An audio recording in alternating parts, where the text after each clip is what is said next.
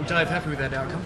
Yeah, I am, Corey. I think we worked in the best interest of the club, and we told our members that that's exactly what we were going to do. Free agency is really geared for a player.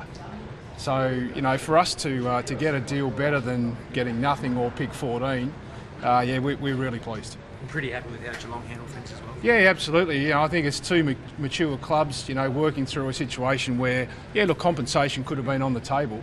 But look, the opportunity for us to deal with a club like that, we've dealt with Wellesley and Hock a couple of times now, and I think it's just great for our industry that we're able to get to that point that you can just be mature about the negotiation process. Could you package up a couple of your picks to get higher up the draft boards? Well, look, I've always thought that your trade period is a net result of what you want to do. There's elements of this deal that allows us to position ourselves for the remainder of the couple of weeks. So, and I think if you go back and have a look at our history, we're a club that's always able to do that and manoeuvre our way through. So that's certainly an option for us to now to consider. We don't have to chase it right at the end. All of our elements of what we do, even last year, is constructed in a specific way to strategise around what you want to do. So yeah, that's an option for us. David, you can't replace a Patrick Dangerfield, so yeah. How do you settle on what sort of play you do take in a trade? Well, I think what you've got to be able to do, Rooch, is know your list well enough to work out which pieces you need to replace. And so with losing someone like Patrick, you have to break down the elements, and then you have to be geared enough to replace what you're losing. So otherwise you go after trying to have a straight replacement, and that's just not what we were after. And if you also remember, Don coming in as a new coach, it's not about the star system. It's about the collective. It's about a learning environment and constant improvement, and that's what our club's going to be about. Tell us a bit about young Gore. I mean, obviously he's a local, but what do you like about him? Yeah, look, really excited. I mean, we had Dean Gore on our list last year. We won't tell you where we had him, but it was pretty close. We were around about the mark, I think, where Geelong were. And he's an exciting, tough, athletic running halfback, wing, midfield.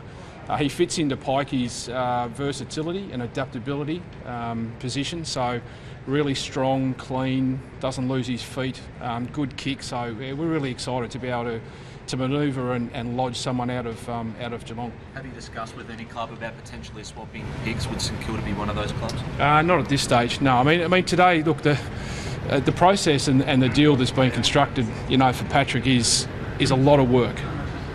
You don't ring the bell today and then 3 hours all of a sudden you come to a conclusion.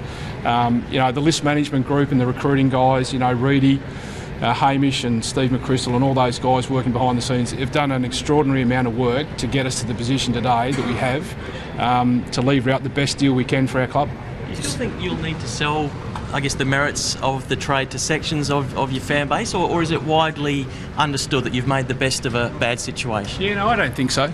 I think the people that follow footy will understand, that we said that we wanted to construct the best deal we could. We could have ended up with nothing, and we could have ended up with pick 14. And I think if you look at pick 9, pick 28, and then a young talent coming in the door, is clearly better than what we could have had. You said packaging up picks is an option. Is it the likely option? Oh, look, I think now, Corey, it just allows us to gather our breath. Pikey arrived at midnight last night, so we've flown him around all over the countryside, and we can now just sit down and review and detail what we think that next portion of what our execution should be. Clearly at the start of this period we wanted to have 3 picks inside 30. We've now got that. Now can we improve on that? I guess that bit of time now allows us to possibly execute that. Thanks, guys. Thank you.